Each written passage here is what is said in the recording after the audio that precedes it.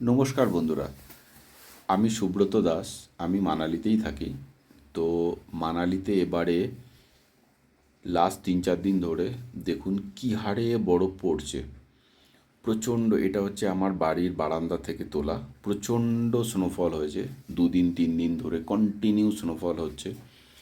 প্রচুর বরফ জমে গেছে। তো এইটা দেখুন আমাদের বাড়ির চারপাশে স্নোফলটা যখন হচ্ছে তখন কীরকম জোরে বরফ পড়ছে এবং কতটা করে বরফ জমে গেছে দেখুন সব বাড়ির ছাদে। যথারীতি এখানে আমাদের একটা কাজ বেড়েই যায়। আমি আর আমার ওয়াইফ এসেছি আমাদের গাড়ি পরিষ্কার করতে। এটা আমাদের বরফের সময় রেগুলার কাজ। যখনই বরফ জমে তখনই এসে গাড়িটাকে পরিষ্কার করতে হয়। কিন্তু শুধু গাড়িটা পরিষ্কার করতে হয়। এবারে দেখুন কতটা বরফ জমেছে। এটা হচ্ছে আমাদের পার্কিং স্পেস। এখানে পার্কিংয়ে গাড়ি থাকে। দেখুন আমার ওয়াইফের হাঁটু পর্যন্ত বরফে ঢুকে যাচ্ছে, যেন মনে হচ্ছে সিয়াচেন গ্লেসিয়ারে আমরা হাঁটা প্র্যাকটিস করছি। আমার মিনি এসইউভি গাড়িটা দেখুন পুরো ডুবে রয়েছে, বনেট পর্যন্ত ওপরে উঠে গেছে। গাড়ির মাথার ওপর প্রায় ১ ফুট বরফ। তো আমরা দুজনে এখন গাড়িটাকে পরিষ্কার করব। বেশ কিছু জায়গা বরফটাকে সরিয়ে দেব। সরিয়ে দিলে মানে গাড়িটার সারাউন্ডিং থেকে বরফগুলোকে একটু নাবিয়ে দেবো আর মাথার বরফটাকে আমরা সরিয়ে দেবো। তো যথারীতি আমরা এখন বরফের সরানোর কাজে হাত দিয়েছি। আমার ওয়াইফ ভালো করে বরফগুলোকে সরাচ্ছে। দেখুন প্রায় গাড়ির ওপরে প্রায় ১ ফুটের ওপর বরফ জমে গেছে। তো আমি গাড়ির পিছন থেকে, এই পিছনে দেখুন গাড়ির পিছনে যে বাম্পার মানে এক্সস্টের হাওয়া বেরোনোর জায়গা নেই, আমি একটু বরফটা সরিয়ে দিয়ে হাওয়া বার করার চেষ্টা করে দিচ্ছি। মানে গাড়িটাকে তো স্টার্ট দিতে হবে, যেন এক্সস্টের হাওয়াটা বেরিয়ে যায়। আমি পিছনের বরফটাকে কাটছি, মানে কেটে দিচ্ছি। দেখুন কতটা বরফের গেজ, ডাস্ট ক্যাচারটা দেখুন পুরো ঢুকে গেছে। ও দেখুন অনেকটা কাজই কমপ্লিট করে ফেলেছে। গাড়ির অর্ধেক পরিষ্কার হয়ে গেছে ওপরটা। আমি নিচ থেকে দেখছিলাম গাড়ির গেটের পাশ থেকে যদি কিছুটা বরফকে সরিয়ে দেওয়া যায় তাহলে অন্তত গাড়ির পাশে একটু একটা গ্যাপ বার করে দিলে সুবিধা হয়। এই বরফগুলো দেখুন একদম তুলোর মতো নরম। এই বরফগুলো এতটা সফট আর এতটা নরম, এর মধ্যে কিন্তু কোনো জল নেই, পুরো একদম পাউডারের মতন, জাস্ট লাইক পাউডার। কিন্তু এই বরফটাকে আমরা হাতে চামড়ার সাথে আমরা লাগাই না, আমরা গ্লাভস পরে রয়েছি।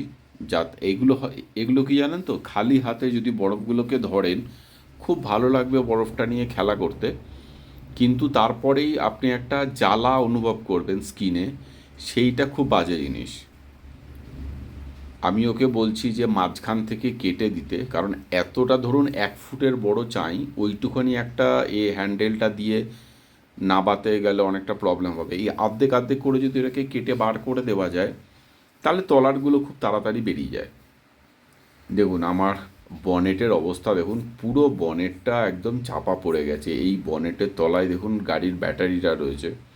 আমাদের টেনশানটা এটাই থাকে যে এই ঠান্ডাটা যেন ব্যাটারিটাকে ডাউন না করে দেয়। তো এনিওয়ে জল টল তো চেক করাই থাকে, অসুবিধা হওয়ার কিছু নেই। তো আমি এই বরফটাকে খালি করে দেওয়ার চেষ্টা করছি, এখান থেকে সরিয়ে দিয়ে অন্তত গ্রিল বা বনেটের সামনেটাকে পরিষ্কার করে দিচ্ছি, কারণ বনেটের ওপর ব্যাটারিটার পাশটাকে আমি একটু ক্লিয়ার করে দিতে চাই। তো এই বরফগুলোকে আমি সরাবার চেষ্টা করছি পুরো। তো ওরও মোটামুটি ওপরটা অনেকটা পরিষ্কার হয়েই গেছে। আমি সাইডগুলোকে পরিষ্কার করে দিচ্ছি। সাইডগুলো পরিষ্কার করে দিয়ে একটা সামান্য একটা সরু গ্যাপ বার করে নেওয়ার চেষ্টা করছি। তো যদিও খুব একটা বেশি প্রবলেম হয় না। প্রবলেম হয় এই বরফটা যখন, এই বরফটা খুব নরম, তুলোর মতো নরম, কিন্তু হাতে চামড়ার সাথে লাগলেই তখন মুশকিল। এই বরফটাকে ও আস্তে আস্তে সরিয়েই দিচ্ছে। দেখুন মাথার ওপরটা বরফ ক্লিয়ার হয়ে গেছে, সাইডটাতেও বরফ রয়েছে। এই বরফটাকে আমরা এখন পরিষ্কার যতটা পারা যায় পরিষ্কার করার চেষ্টা করছি। তো ও পিছনের চাকাটাকে পরিষ্কার, পিছনের চাকাটার ওপর থেকে যে গায়ের যে বরফগুলো জমে আছে সেগুলোকে একটু যা সরিয়ে দিয়ে একটু গ্যাপ করে দেওয়ার চেষ্টা করছে, কারণ রোদ্দুর বেরোলে ওটা তো এমনি মেল্ট হয়ে যাবে। বরফগুলো সবই মেল্ট হয়ে যায়, তবে এখানে যা বরফটা পড়েছে মেল্ট হতে একটু টাইম লাগবে, এটাই যা। দেখুন এই পাশের বরফটাও প্রায় হেডলাইটকে চাপা পড়ে, মানে চাপা দিয়ে দিয়েছে।